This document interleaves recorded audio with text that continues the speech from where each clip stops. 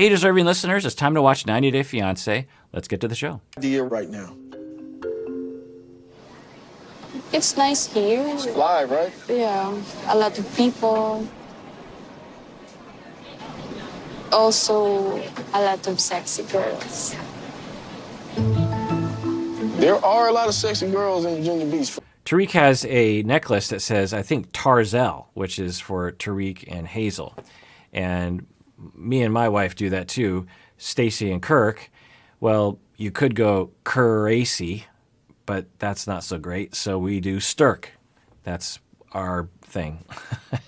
So what they're talking about here, they're going into this conversation where she is talking about looking at other women. Okay. Now, I want to be very clear that in terms of the category that they're talking about here is polyamory, meaning many loves, or non-monogamy, meaning that it seems as though she would like other relationships in addition to Tarik, and that Tarik is open to that. That is called polyamory. It is not called bisexuality. Now, bisexuality is a part of it for Hazel.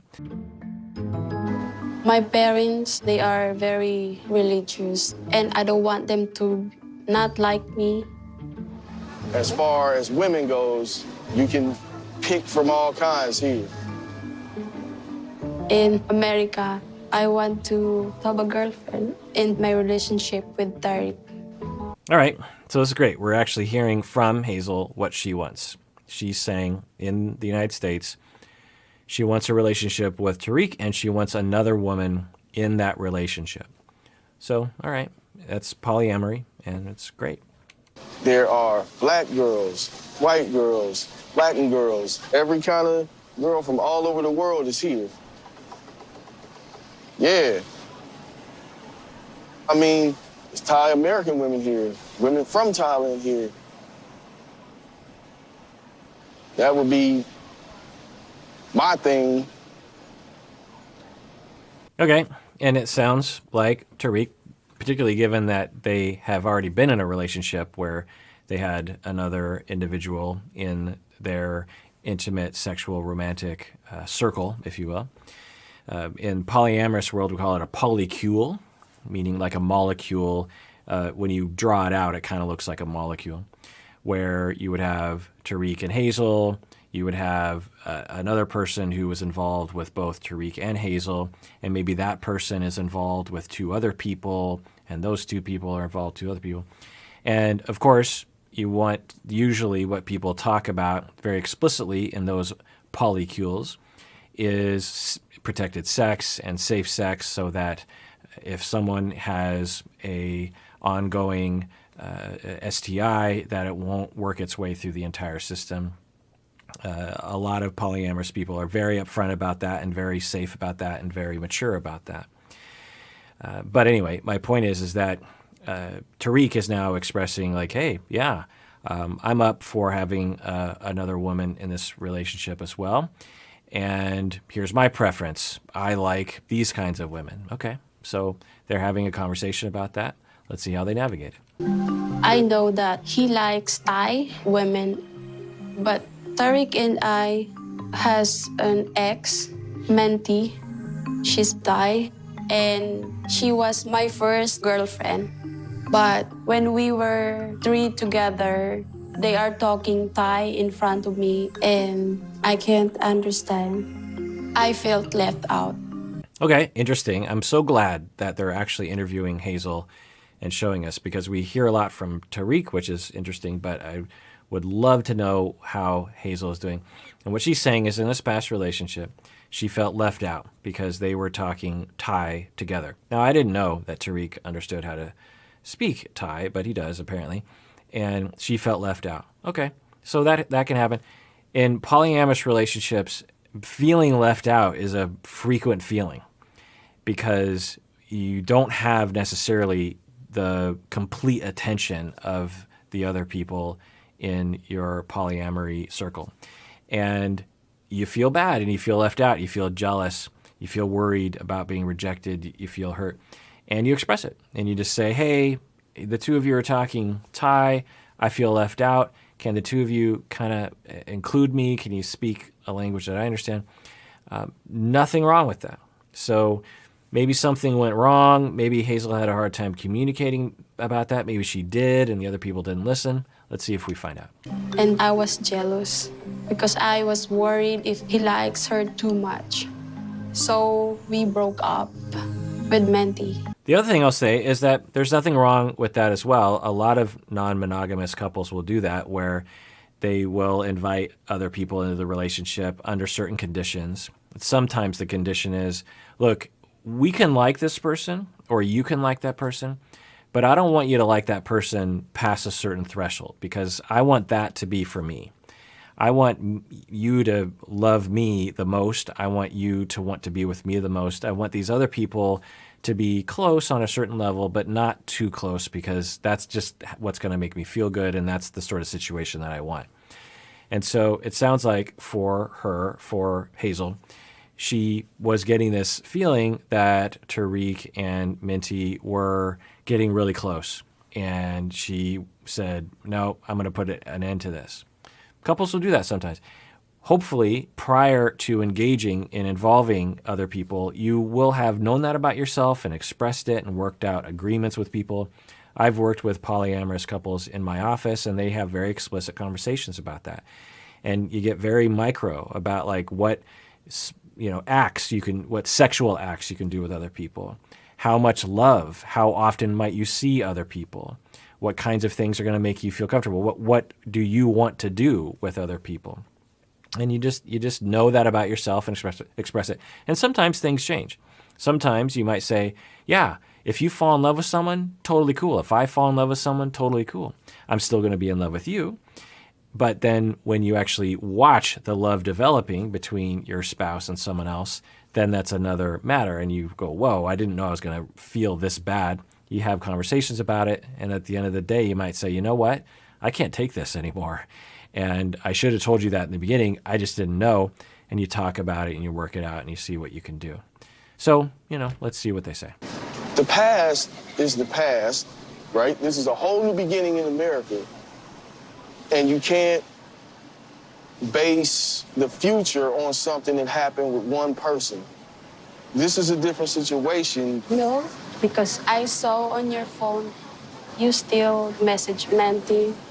So now it seems as though Hazel is saying that Tarik is being deceptive, that Tarik we'll hear what he says, but it sounds like from what she's saying, Tarik agreed not to message Minty, and that she is hurt that he broke that rule or didn't tell her about it. So yeah, that's going to hurt. I was going to tell you. It's just that this virus thing happened. Oh, because of virus. Wow, think virus. I'm saying it hit right in the city where she is. So I just wanted to text her like, yo, are you good? Okay, that's fine, Tarik. Ask your partner first if it's okay, okay? That's always the key. Yeah, it's justified on a certain level of like, oh my goodness, this past relationship that I was in, she is in a dangerous spot given the virus. And I'm worried about her. Great, makes total sense. You go to your spouse that you made an agreement with, that you said you wouldn't reach out to the person, and you say to Hazel, Hazel, I'm terrified for Minty right now, and I'm worried about her. Can we contact her and check to see if she's okay? Because I'm worried about her. And I'm guessing Hazel would have been like, okay, or Hazel might be like, I'll message her. You don't message her because I'm jealous of the two of you, and so I'll message her. Okay, or whatever. You do something like, but you don't go behind someone's back and then expect her not to be hurt. I mean, Hazel is going to be hurt no matter how this goes down. Hazel's going to be like, you didn't tell me. You went behind my back. What else are you doing behind my back? That is always the question that goes through someone in Hazel's shoes. From Tarik's point of view, he's like, well, that's the only thing I did behind your back. I don't know what you're freaked out about. How is Hazel supposed to know that? How is Hazel supposed to know that that's the only thing that you've done deceptively to her? This is the destructive power of lying, people. When you lie, you raise all sorts of questions in the other person's mind of, is anything this person is saying to me truthful? Is anything that they say, are they deceiving me? Are they cheating on me? Is anything real? Do they actually love me? It's real. Now, from your standpoint, if you were the one who lied, you might think like, why are you blowing things out of proportion? Again, when you get lied to, it is logical to assume that you have not caught them on every single lie. Think about you're a third grade teacher and you catch a boy has taken something from your desk. You go to his desk and he has your calculator or something. And you're like, hey, that's my calculator. Hey, Johnny, you took I always say Johnny. I don't know why I say Johnny. But hey, Johnny, maybe I get it from Cobra Kai. Hey, Johnny, you took my calculator. Wouldn't it be rational for you as a third grade teacher to go, hey, if I found the calculator, what else has Johnny been taking from me or other people? It would be illogical for me to believe that I randomly came across the one time Johnny stole something, okay? That would be rational to assume that that's just the tip of the iceberg. Now, it might not be the tip of the iceberg, but it'd be logical. So please, people, I'm always saying this, even white lies you have to be very careful about. Now, I understand when we're scared, when we're like, oh, if I tell the truth, something bad is going to happen. Okay, deal with that, and you're entitled to that fear. But to jump to lying as a shortcut around the fear is just going to cause the problem that you're worried about. You're worried. Tarik wanted to reach out to Minty, didn't want to bring it up with Hazel because he was worried he was going to lose Hazel. Now, look what happened. She now knows that he lied, and he might lose Hazel because of the lie. It's much more likely that Hazel is going to leave Tarik over this lie than she would have left him if he would have said, I'm worried about her. Can we just reach out and ask her? So please, people, think before lying. Why you didn't tell me first? That's the thing that I don't like. You're right. Okay, 2 thumbs up. Awesome conversation. Hazel's being very mature about it, very healthy. It's the deception I didn't like. I didn't like that. And then he says, you're right. So maybe this is the road to recovery. I wish I would have had the opportunity to tell Hazel about the text before she went through my phone. I don't have a problem with Hazel looking through anything, but I just didn't think it would be a huge deal for me to say, For you. And that's almost always what the liar will say. And I don't mean liar like Tarik is a liar, but the person who lied. And Tarik did lie by omission. They almost always say that. I had no idea it was going to bother you this much. And okay, fine. You didn't imagine it, but that doesn't mean that the hurt isn't there. Research shows that when people lie and they hurt their partner, they cheat on their partner, and their partner is hurt. Research shows almost everyone always says that, of just like, I didn't know it was going to hurt you that much.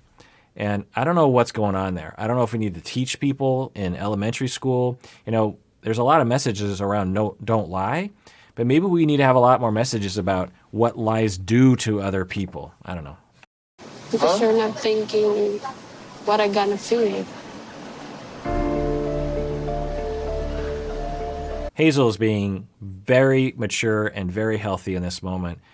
She is speaking uncomplicated about her hurt, giving him an opportunity to know how she feels so that he can either make up for it or change his behavior. So let's see what Tarik does. I have faith in Tarik.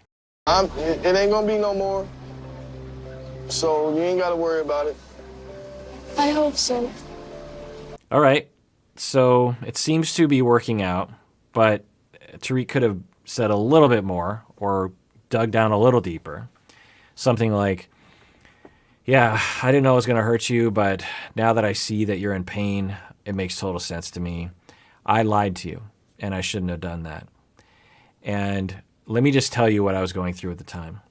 I was going through this, I was going through that, and I was so worried. And I was also worried that you were going to hate me for reaching out to her. That doesn't justify me lying to you, but it is why I did it in the moment. But I've learned my lesson. I shouldn't do that. I should be upfront with you, and I'm going to try to make it up to you. Something a little bit more expansive other than what he said, which is, I didn't know it was going to hurt you so much, and you don't have to worry about it. I'm never going to do it again. I don't know. I mean, it's in the right direction for sure. We can certainly see other conversations on this show where things go badly. But if I were there as a couples therapist, I would encourage him to expand on what he just said, because I'm guessing there's more down there that he could talk about. I think coronavirus is only his excuse to message Menti. Even though he said it will not happen again, it still worries me if I can trust him. Right, of course. That's another possibility, is that he actually was messaging Minty because he misses her, which would also be okay and be normal. For him to say, you know what, I got involved with this other woman in this polyamorous relationship at the initiation of Hazel. Hazel wanted to involve Minty, and I actually developed feelings for Minty. And then when Hazel was jealous of the fact that I had feelings for her and decided to break up the relationship, which I was willing to do because I want Hazel to be happy first, I felt a tremendous amount of loss. And I was really sad, and there was kind of a hole in my heart, and I felt like I didn't ever get closure with her. And Hazel wanted me to not communicate with her anymore. And I have to say, it was really hard on me because I really missed her, and I didn't want to be with her, but I just wanted to reach out. I don't know. It was a weak moment. I was just looking for some confirmation that what we had wasn't false, or I don't know. I'm just taking a guess as to what Tarik might be saying. And that would be okay too, and you could explain that now, which might help Hazel to understand. Or even better yet, before you message Minty, you go to Hazel and you say everything that I just said, and maybe Hazel will say like, oh, okay, I understand that. Sure, you can reach out to her to have closure. That's fine, as long as you reassure me that you're with me and that you're not going to be with her anymore. You can have those conversations, and those conversations happen a lot in polyamorous relationship, especially if they're in therapy or reading the material on how to be in an ethical, non-monogamous relationship. All right, well, that does it for that episode of Psychology in Seattle. Everyone out there, please take care of yourself because you deserve it. You really, really do.